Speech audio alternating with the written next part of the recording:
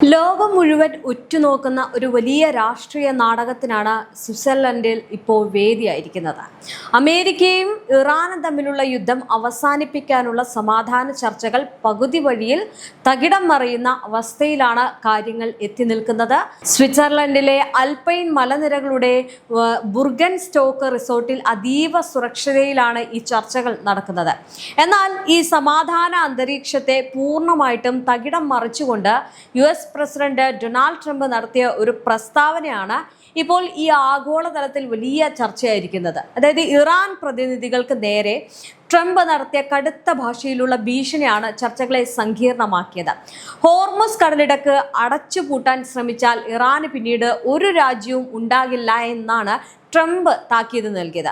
അത്രമാത്രം കടുത്ത വാക്കുകളിലൂടെ ട്രംപ് ഇറാനെ ഭീഷണിപ്പെടുത്തിയപ്പോൾ സ്വിറ്റ്സർലൻഡിൽ സമാധാനത്തിന് വേണ്ടി വന്നിരിക്കുന്ന ഇറാൻ പ്രതിനിധികൾക്ക് സ്വന്തം നാട്ടിലേക്ക് തിരിച്ചു പോകാൻ കഴിയില്ല എന്നൊരു വലിയൊരു മുന്നറിയിപ്പും ഇതിലൂടെ പുറത്തു വന്നു. അതായത് വലിയൊരു പരസ്യമായിട്ടുള്ള ഭീഷണി നടത്തിയിരിക്കുകയാണ് ഡൊണാൾഡ് ട്രംപ്.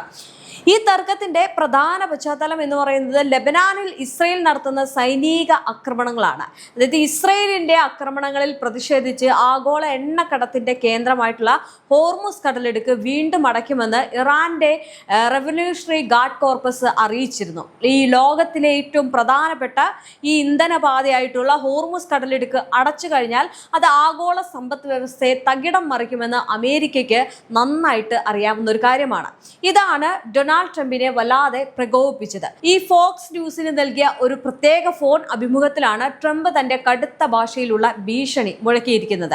ചർച്ചകൾ പുരോഗമിക്കുന്നതിനിടയിൽ വന്ന ഈ പ്രസ്താവന അമേരിക്കൻ നയതന്ത്ര പ്രതിജ്ഞകളെ പോലും അമ്പരപ്പിച്ചു. അതായത് നിങ്ങൾ ഹോർമുസ് കടലിടുക്ക് അടച്ചാൽ പിന്നെ നിങ്ങൾക്ക് ഒരു രാജ്യം ഉണ്ടാകില്ല എന്ന് ചർച്ചയ്ക്ക് വന്ന നിങ്ങൾക്ക് നിങ്ങളുടെ സ്വന്തം നാട്ടിലേക്ക് മടങ്ങിപ്പോകാൻ പോലും കഴിയില്ല എന്നാണ് ട്രംപ് വ്യക്തമാക്കിയത്. അതോടൊപ്പം തന്നെ ഹോർമുസ് കടലിടുക്കിന്റെ നിയന്ത്രണം US സൈന്യം ഏറ്റെടുക്കുമെന്നും ഈ ട്രംപ് കൂട്ടിച്ചേർത്തിരിക്കുകയാണ്. അമേരിക്കൻ വൈസ് പ്രസിഡന്റ് JD വാട്സിന്റെ നേതൃത്വത്തിൽ സ്വിറ്റ്സർലൻഡിൽ ഇറാൻ ഉദ്യോഗസ്ഥരുമായിട്ട് നിർണായകമായിട്ടുള്ള ചർച്ചകൾ നടക്കുന്ന സമയത്താണ് ട്രംപ് ഈ പ്രസ്താവന നടത്തിയത്. ഈ പ്രസ്താവന പുറത്തു വന്ന ഉടൻ തന്നെ ചർച്ചാമുറിയിൽ വലിയ തർക്കങ്ങൾ ഉടലെടുത്തു. ട്രംപിന്റെ ഈ ഒരു അപമാനകരമായിട്ടുള്ള വാക്കുകളിൽ പ്രതിഷേധിച്ച് ഇറാൻ ചർച്ചാ സംഘത്തിന്റെ തലവനായിട്ടുള്ള മുഹമ്മദ് ബാഗർ ഗാലിബാഫിന്റെ നേതൃത്വത്തിലുള്ള പ്രതിനിധികൾ ചർച്ചാവേദിയിൽ നിന്നും ഇറങ്ങിപ്പോവുകയാണ് ചെയ്തത്. ട്രംപിന്റെ ഭീഷണികൾക്ക് മുന്നിൽ തങ്ങൾ വഴങ്ങില്ല എന്ന് ഇറാൻ ഔദ്യോഗികമായിട്ട് പ്രഖ്യാപിക്കുകയും ചെയ്തിട്ടുണ്ട്. ഇറാൻ പ്രതിനിധികൾ ചർച്ച ബഹിഷ്കരിച്ചതോടെ സ്വിറ്റ്സർലൻഡിലെ സമാധാന ശ്രമങ്ങൾ താൽക്കാലികമായിട്ട് വീണ്ടും പ്രതിസന്ധിയിലായി. ഈ പാകിസ്ഥാൻ, ഖത്തർ തുടങ്ങിയ മധ്യസ്ഥ രാജ്യങ്ങൾ ഇടപെട്ടാണ് പിന്നീട് ചർച്ചകൾ മുന്നോട്ട് കൊണ്ടുപോകാൻ ശ്രമിച്ചത്. നേരിട്ടുള്ള ചർച്ചകളിൽ നിന്നും ഇറാൻ പിന്മാറിയെങ്കിലും മധ്യസ്ഥർ വഴി ഇരുവിഭാഗവും സന്ദേശങ്ങൾ കൈമാറുന്ന സാങ്കേതിക ചർച്ചകൾ സ്വിറ്റ്സർലൻഡിൽ തുടരുകയാണ് എന്നാണ് ഏറ്റവും പുതിയ റിപ്പോർട്ടുകൾ സൂചിപ്പിക്കുന്നത്. ഹോർമുസ് കടലിടുക്കിന്റെ നിയന്ത്രണത്തെ ചൊല്ലി USഉം ഇറാനും തമ്മിലുള്ള ഈ ഒരു പോര് ആഗോളതലത്തിൽ വലിയ അല്ലെങ്കിൽ വൻ പ്രതിസന്ധി സൃഷ്ടിച്ചിരിക്കുകയാണ്. ഒരു വശത്ത് സമാധാന ചർച്ചകൾ നടക്കുമ്പോൾ ട്രംപിന്റെ കടുത്ത നിലപാടുകൾ യുദ്ധഭീതി വീണ്ടും വർദ്ധിപ്പിക്കുന്നു.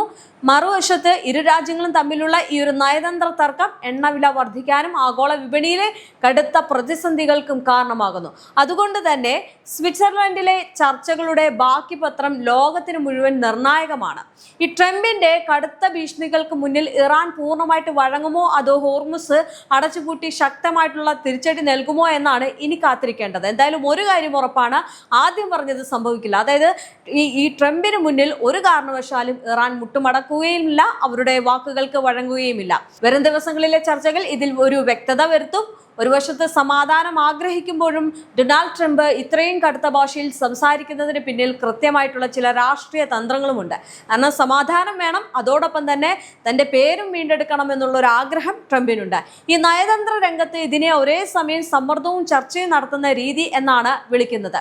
അതായത് ചർച്ചകൾ നടക്കുമ്പോൾ അമേരിക്ക ദുർബലരാണ് എന്ന് ഇറാൻ കരുതരുത് എന്ന് ട്രംപിന് നിർബന്ധമുണ്ട്.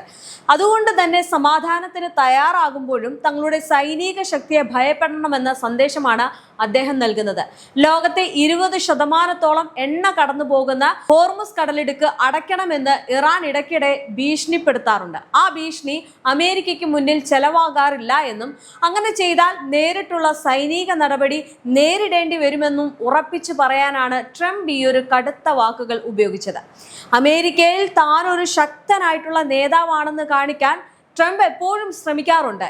ഇറാനോട് മൃദു സമീപനം കാണിക്കുന്നു എന്ന ആഭ്യന്തര വിമർശനങ്ങൾ ഒഴിവാക്കാൻ കൂടിയാണ് അദ്ദേഹം മാധ്യമങ്ങളിലൂടെ ഇത്തരം കടുത്ത പ്രസ്താവനകളും വെല്ലുവിളികളും മാറ്റി നടത്തുന്നത്. ഇനി ചർച്ചകൾക്കിടയിൽ ഇറാന്റെ ഭാഗത്ത് നിന്ന് കൂടുതൽ ഡിമാൻഡുകൾ വരാതിരിക്കാനും അവരെ സമ്മർദ്ദത്തിലാക്കാനും വേണ്ടിയാണ് ട്രംപ് ചർച്ചകൾ പുരോഗമിക്കുന്നതിനിടയിൽ തന്നെ ഇങ്ങനെയൊരു ബോംബ് പൊട്ടിച്ചത്. എന്തായാലും ലെബനാനിലെ പ്രശ്നങ്ങൾ ചൂണ്ടിക്കാട്ടി ഇറാന്റെ പിന്തുണയുള്ള ഗ്രൂപ്പുകൾ ആക്രമണം തുടരുന്നതിൽ ട്രംപിന് കടുത്ത എതിർപ്പുണ്ട്. അത് നിർത്തിയില്ല എങ്കിൽ കരാറിൽ ഒപ്പിടില്ല എന്ന കൃത്യമായിട്ടുള്ള അന്ത്യശാസനമാണ് ട്രംപ് നൽകുന്നത്. പക്ഷേ അത്തരം കാര്യങ്ങളൊന്നും തന്നെ ഇറാന്റെ മുന്നിൽ വില പോകുന്നില്ല. ഈ ഡൊണാൾഡ് ട്രംപ് മാധ്യമങ്ങളിലൂടെ അതിരൂക്ഷമായിട്ടുള്ള ഭാഷയിൽ ഭീഷണി മുഴക്കിയിട്ടും തങ്ങളുടെ ദേശീയ താല്പര്യങ്ങളിൽ നിന്ന് ഒരടി പോലും പിന്നോട്ട് പോകില്ല എന്ന തികച്ചും വ്യക്തവും ശക്തവുമായിട്ടുള്ള നിലപാട് ഇറാൻ സ്വീകരിച്ചിരിക്കുന്നുണ്ട്.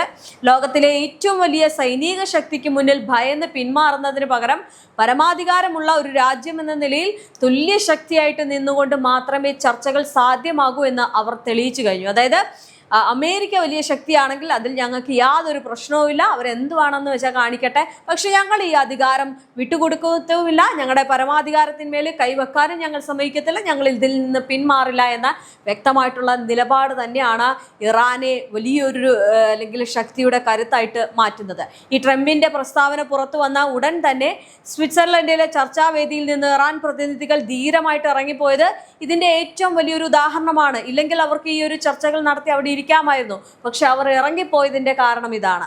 അമേരിക്ക തങ്ങളുടെ ഔദ്യോഗിക പ്രസ്താവനകളിൽ വാക്കുകൾ സൂക്ഷ്മമായിട്ട് ഉപയോഗിക്കണമെന്നും ഇത്തരം ആക്രോശങ്ങൾ കൊണ്ട് ഇറാനെ വരുതിയിലാക്കാമെന്ന് ആരും കരുതണ്ട എന്നും ഈ ഇറാൻ തുറന്നടിച്ചിട്ടുണ്ട്. തങ്ങളുടെ സായുധ സേനയും ഇസ്ലാമിക് റവല്യൂഷണറി ഗാർഡും ഏത് തരത്തിലുള്ള സൈനിക അധിനിവേശത്തെയും പ്രതിരോധിക്കാൻ പൂർണ്ണ സജ്ജമാണെന്നുള്ള മുന്നറിയിപ്പും ഇറാൻ നയതന്ത്ര തലത്തിൽ അമേരിക്കയ്ക്ക് കൈമാറി കഴിഞ്ഞു. ഈ സാമ്പത്തിക ഉപരോധങ്ങളുടെ കാര്യത്തിലും ഇറാന് കൃത്യമായിട്ടുള്ള ഡിമാൻഡുകളുണ്ട്. US-ഉമായിട്ട് നേരത്തെ ഒപ്പുവെച്ച താൽക്കാലിക ധാരണാപത്രത്തിലെ വ്യവസ്ഥകൾ അമേരിക്ക പൂർണ്ണമായിട്ട് പാലിക്കണമെന്ന കാര്യത്തിൽ അവർക്ക് യാതൊരു സംശയവുമില്ല.